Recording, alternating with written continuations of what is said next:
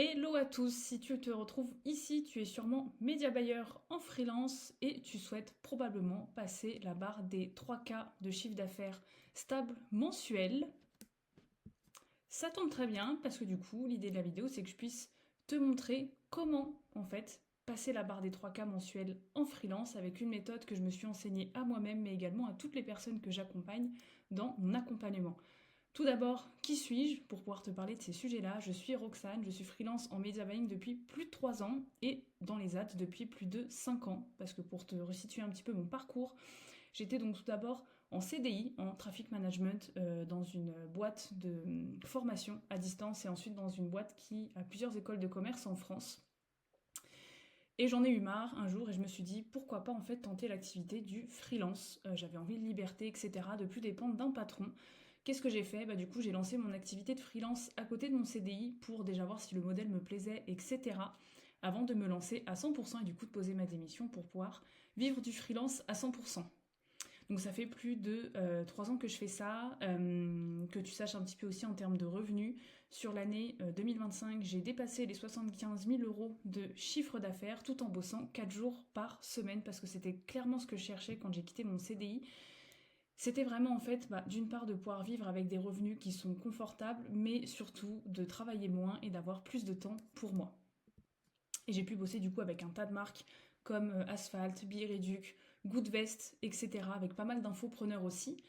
Donc c'est pour ça que je vais pouvoir te présenter un petit peu ma méthode et comment atteindre les 3000 euros par mois en freelance.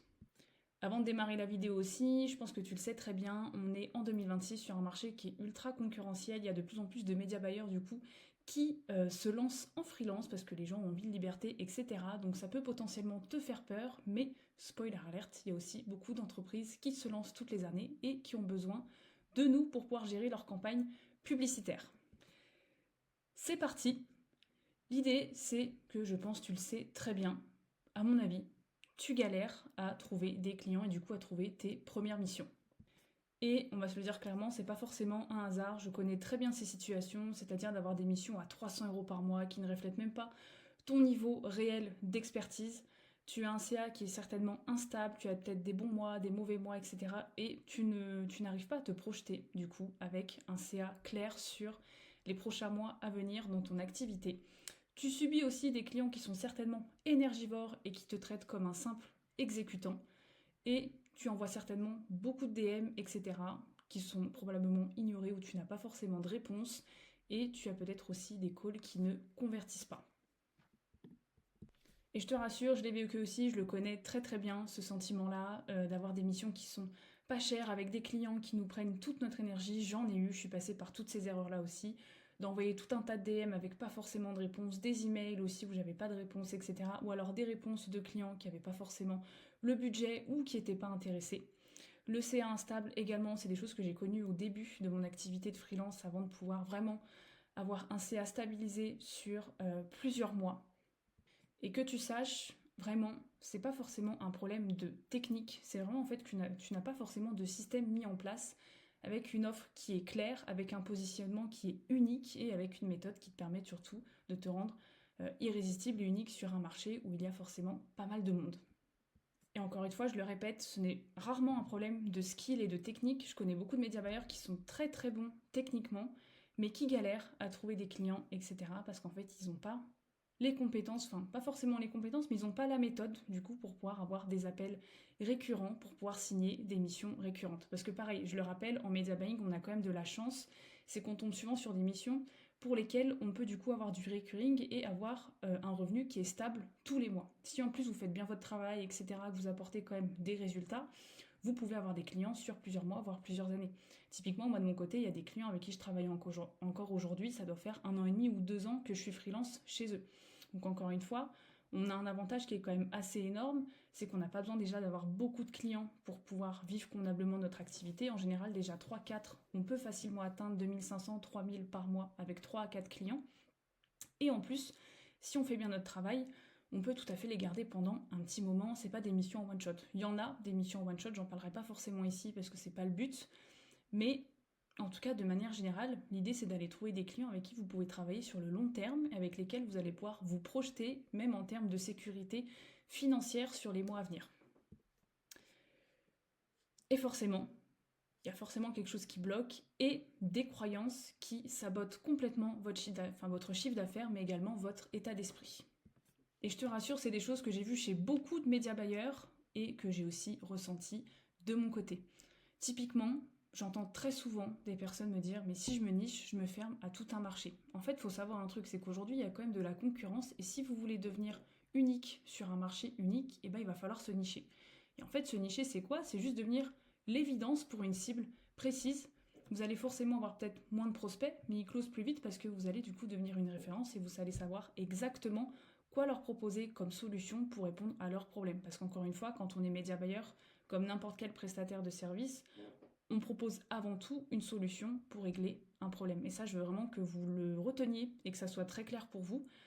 On n'est pas là pour faire du Meta ou du Google Ads, c'est ce que j'entends trop souvent, et il faut arrêter de se présenter comme quelqu'un qui fait du Meta ou du Google.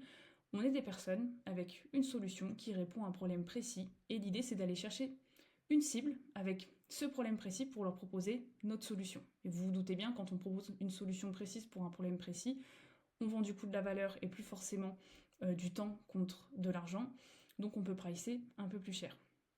J'entends très souvent aussi, je dois avoir une grosse audience pour prospecter. Pas forcément, en fait pour atteindre 3 000 € par mois, comme je disais, ça peut être 2, 3, 4 clients. Il n'y a pas besoin d'avoir 10 000 abonnés, etc. Encore une fois, les abonnés, les likes, etc. sur les posts, c'est juste des vanity metrics, c'est pas ce qui remplit votre frigo, c'est pas ce qui va payer vos factures, c'est pas ce qui va vous permettre par exemple de partir en vacances. Concrètement, nous ce qu'on recherche c'est quoi? C'est des clients et des prospects qui soient qualitatifs et engagés. Donc même si vous n'avez pas forcément d'audience sur LinkedIn, sur Instagram, peu importe, là en l'occurrence on va plutôt se concentrer sur LinkedIn, mais ça revient au même, c'est pas grave si vous n'avez pas d'audience. En fait ça se construit petit à petit. Vous, votre intérêt au début, c'est d'avoir un profil qui est qualitatif et qui permet d'aller chercher du coup des prospects qui soient engagés, qualifiés dans votre niche. Donc que vous ayez 500, 1000 ou 10 000 abonnés, ça ne changera pas grand-chose. D'autant plus que je connais des personnes qui ont 5 000 ou 10 000 abonnés en freelance et qui ne trouvent pas de clients. Et pour autant, ils ont beaucoup d'abonnés. Et à contrario, des personnes qui ont peut-être 700, 800, 900 abonnés sur LinkedIn et qui arrivent à décrocher des appels et des clients derrière. Donc encore une fois, ça veut vraiment rien dire. Encore une fois, l'idée c'est d'aller chercher des clients ou plutôt des prospects engagés, qualifiés avec des DM qui sont ciblés. Et dernière chose, vendre c'est forcer les gens.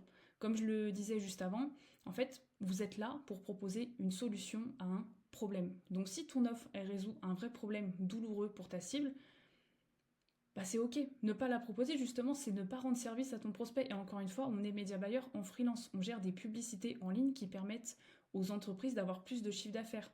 C'est ce que je dis très souvent. En fait, ce serait même bête pour une entreprise de ne pas faire appel à un média buyer pour pouvoir faire plus de chiffre d'affaires. Parce que la publicité, c'est un réel moteur de croissance. Donc on est indispensable pour une entreprise. Il faut vraiment en fait se le mettre en tête. Et c'est un discours d'ailleurs qu'on peut avoir en appel de vente, etc. C'est justement de faire comprendre aux entreprises que sans publicité, il y a un énorme manque à gagner. Parce que la publicité, on va acheter du temps et de la data pour pouvoir aller beaucoup plus vite. VS la prospection à froid, etc. Donc vraiment important de comprendre que ces 3 croyances, elles sont à dégommer tout de suite. Voilà, si vous vous nichez, vous ne fermez pas un marché, en fait. Vous allez cibler des personnes précises. Vous n'avez pas besoin d'une grosse audience, encore une fois, pour prospecter et trouver des clients. Et vendre, ce n'est pas forcé. Vendre, c'est apporter une solution à un problème douloureux. Et avec tout ça, il y a forcément 3 erreurs que je vois chez quasiment tous les médias buyers freelance avec qui je peux discuter. Et en fait, si tu veux éviter des mois de galère et aller beaucoup plus vite, je t'invite justement à ne plus reproduire ces erreurs-là. La première, c'est de prospecter sans offre claire. En fait, tu envoies des messages sans savoir ce que tu vends directement. Tu n'as pas de positionnement, tu n'as rien, et tu envoies des messages, tu ne sais même pas ce que tu vends derrière, quelle solution, etc. Ce qu'il faut faire dans ce cas-là, c'est que tu formules ton offre en 2 phrases avant d'envoyer n'importe quel DM. Il faut que tu saches en fait qu'est-ce que tu vends à la personne en face de toi. C'est quoi ton offre? Et pour qui, pourquoi, en combien de temps? J'ai un framework assez simple que j'utilise très souvent et qui est valable pour beaucoup de business models, c'est j'aide X à Y sans Z en X mois, X jours. Très simple. C'est très simple, ça se formule très vite. Et en fait, si vous devez vous pitcher ou vous présenter à un prospect, juste le fait de sortir cette phrase, on sait directement ce que vous faites, pour qui, comment, en combien de temps, avec quoi. L'erreur numéro 2, c'est de vouloir cibler tout le monde et du coup de prendre le tout venant. En fait, pareil, très important d'avoir un profil qui parle à une cible précise et de vous positionner sur un marché précis. Donc typiquement, ça peut être les e-commerce, les SaaS, les infopreneurs, la lead gen dans l'habitat, etc. Il y a bon nombre de secteurs d'activité aujourd'hui qui ont besoin de publicité pour vivre. Et l'idée, c'est d'aller cibler justement et de se nicher dans une de ces verticales-là. Ce sera beaucoup plus efficace. Pourquoi? Parce qu'un e-commerce n'aura pas les mêmes problématiques qu'un SaaS ou qu'un infopreneur. Et typiquement, quand vous êtes niché pour un service, vous allez connaître exactement quels sont les problèmes et les douleurs de cette niche-là et comment y remédier avec une solution précise, encore une fois. Et dernière erreur que je vois très souvent, c'est d'accepter n'importe quel client par peur du manque, peur du vide, même ceux en fait qui vont vous bouffer toute votre énergie. Encore une fois, j'ai fait ces erreurs, c'est pour ça que j'en parle, parce que je le vois chez des média buyers, mais c'est des erreurs que j'ai faites aussi. Et vraiment, il y a des choses qui sont non négociables. C'est vrai que des fois, on a tendance à accepter beaucoup de missions parce que voilà, on a besoin aussi de pouvoir faire vite du chiffre d'affaires, et c'est une bonne chose. Mais pour moi, il y a 3 critères qui sont vraiment à checker et qui sont non négociables avec les prospects que vous allez avoir en appel. Typiquement, un prospect qui n'a pas de budget, qui n'a pas de brief, qui ne sait pas ce qu'il veut, qui n'a pas une bonne énergie, qui en plus ne vous considère pas, ne lui donnez même pas l'heure. Enfin, on va pas se mentir, on n'est pas là non plus pour... on n'est pas des magiciens, en fait. Donc, à un moment donné, il faut aussi bosser avec des gens qui ont conscience que la publicité va les aider et surtout qui ont conscience de votre travail. Que vous soyez débutant ou pas, peu importe, votre travail mérite quand même d'être considéré un minimum. Et un prospect en face qui n'a pas forcément de budget, qui n'a pas de brief, qui ne sait pas ce qu'il veut, mais qui s'attend à des attentes miracles et qui en plus n'est pas forcément sympathique, ça, on passe. Moi, j'en ai eu plein, des prospects comme ça, j'ai fait l'erreur et franchement, ça a souvent été les pires missions que j'ai pu avoir. Il n'y en a pas eu beaucoup, mais honnêtement, c'est des choses qui... c'est des missions qui m'ont vachement marqué parce qu'en général, ça me prenait beaucoup d'énergie, beaucoup de temps, comparé à d'autres missions qui étaient plus sympathiques et qui me prenaient peut-être même pas 20% de mon temps dans la semaine, quoi. Donc très important de ne pas accepter le tout venant et de, je dirais pas sélectionner un minimum vos clients. Au début, c'est compliqué de sélectionner ses clients, mais un minimum. Mettez au moins des critères qui pour vous sont non négociables. Très important. Mais évidemment, pour tout ça, pour en arriver à là, vous allez sûrement vous demander, mais ok, mais comment on arrive du coup à trouver des clients rapidement en freelance sans s'épuiser? C'est très simple. J'ai une méthode que j'appelle le 3K système, qui est une méthode en 4 étapes, qui permet du coup d'aller chercher les 3000 euros par mois en 4 mois. Donc c'est très simple, je l'enseigne aux apprenants que j'accompagne du coup dans mon accompagnement et que je me suis aussi enseignée à moi-même sur tous les derniers mois pour pouvoir trouver des clients rapidement. Premièrement, on va du coup avoir une offre que les gens veulent acheter. Donc ça va être très simple, c'est-à-dire qu'ensemble on va définir une niche avec qui tu as envie de travailler, un persona qui est réel, et on va construire une offre depuis le marché et pas avec tes idées dans la tête. Je dis ça, c'est très important. Pourquoi? Parce que moi j'ai fait l'erreur des fois de vouloir construire des offres en fonction de ce que je pense, sauf que ce qu'on pense on ne sait pas, parce qu'on n'est pas la cible avec qui on veut travailler. Donc c'est très important de construire une offre et d'avoir quelque chose qui soit en fonction des besoins du marché et pas l'inverse. C'est là où vous allez pouvoir être efficace et être surtout pertinent dans vos messages de prospection, dans vos DM, mais également dans votre contenu. Parce que concrètement, tout ça, ça va être la base de tout le reste. Et comme je le disais, une offre en général, elle tient en 2 phrases, c'est-à-dire jette X à Y sans Z en X mois, X jours, etc. Une fois qu'on a du coup fait la méthode, enfin l'offre, pardon, une fois qu'on a construit l'offre pour notre niche, pour notre persona idéal, la deuxième chose, ça va être d'avoir des clients qui viennent à toi. Donc pour ça, on active 3 leviers qui sont complémentaires, qui vont te permettre du coup d'avoir des demandes, etc. Le premier, ça va être du coup Malte. Alors je ne sais pas si tu connais, c'est du coup une plateforme qui permet d'être visible en tant que freelance pour trouver des missions. Alors évidemment, il ne faut pas compter que là-dessus parce que je vois encore trop de freelance qui comptent uniquement que sur Malte. C'est une bonne plateforme pour trouver des clients, évidemment, mais il ne faut pas compter que sur ça. Pourquoi? Parce qu'on dépend d'un algorithme, etc. Et que quand on est freelance, on a besoin de gagner de l'argent, donc il faut aussi qu'on aille chercher notre argent tout seul. En tout cas, c'est utile pour pouvoir trouver des premières missions, etc. et avoir un bon portfolio. En plus de Malte, il existe aussi d'autres plateformes, etc. Ça, on peut le voir dans l'accompagnement, mais en tout cas, c'est la plus connue. Néanmoins, en plus de ce levier-là, ce qu'on va vraiment activer en priorité, ça va être LinkedIn, avec du contenu stratégique ciblé, donc avec des prises de conviction, etc.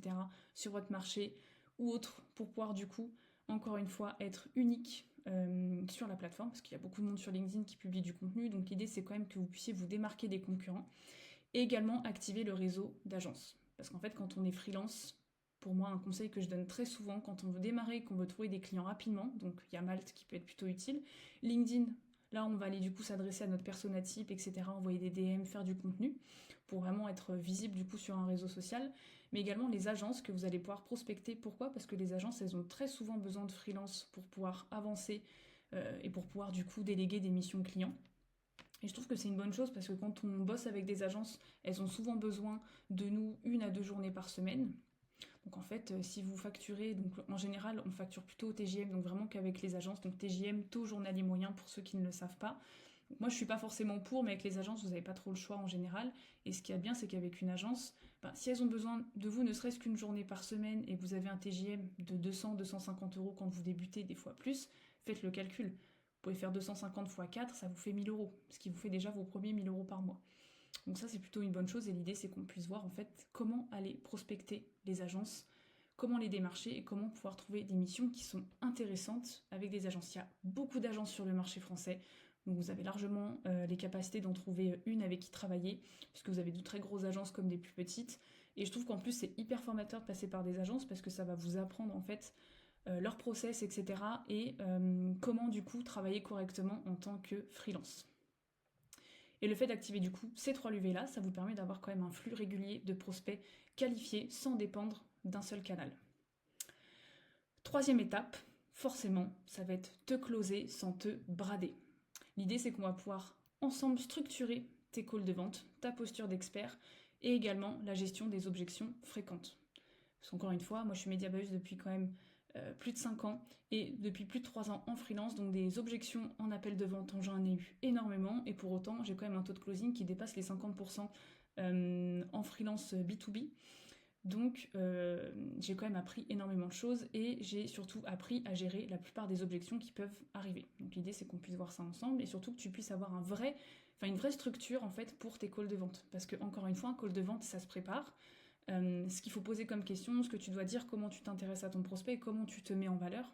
Encore une fois, ça se prépare, ça s'apprend et c'est tout l'idée de cette troisième étape pour que tu puisses vraiment être à l'aise, avoir une vraie posture d'expert, tu puisses gérer les objections et surtout que tu puisses augmenter ton taux de closing pour, encore une fois, aller chercher des clients.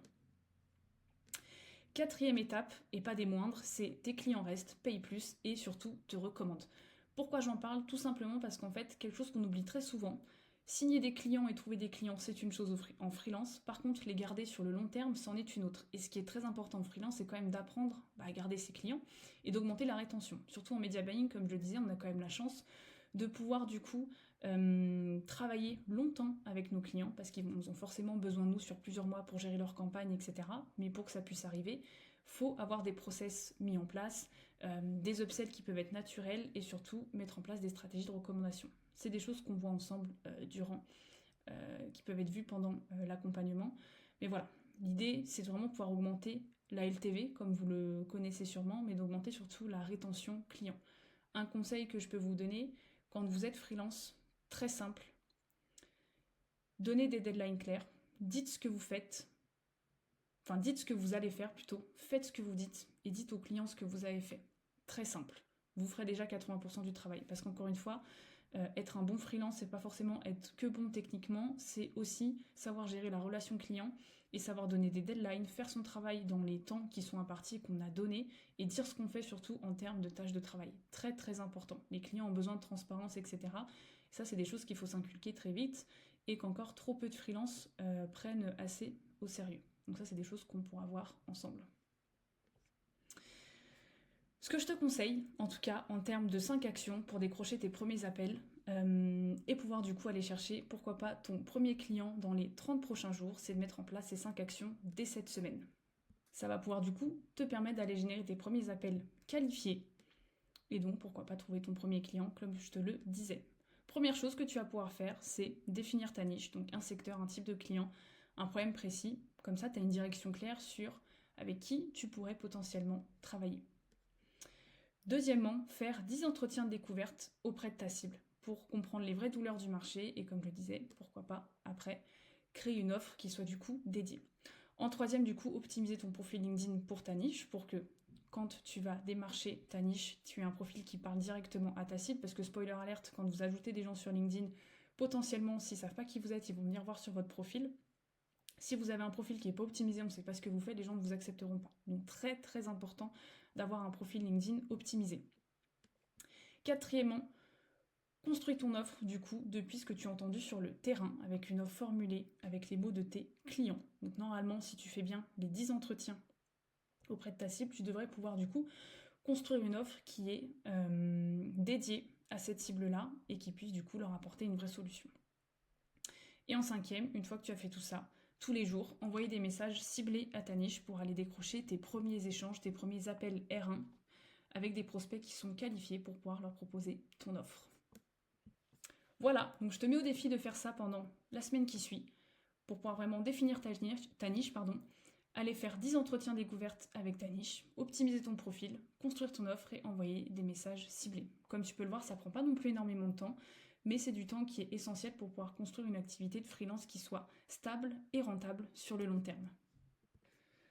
C'est la fin de cette vidéo. Si jamais tu veux en savoir plus ou que tu es intéressé par mon accompagnement, etc. et que tu souhaites surtout aller chercher les 3 000 € stables en freelance dans les 4 prochains mois, n'hésite pas à m'envoyer le mot système directement sur mon compte Instagram en DM et je te répondrai personnellement. On se retrouve très bientôt pour une prochaine vidéo. En attendant, je t'attends sur Instagram.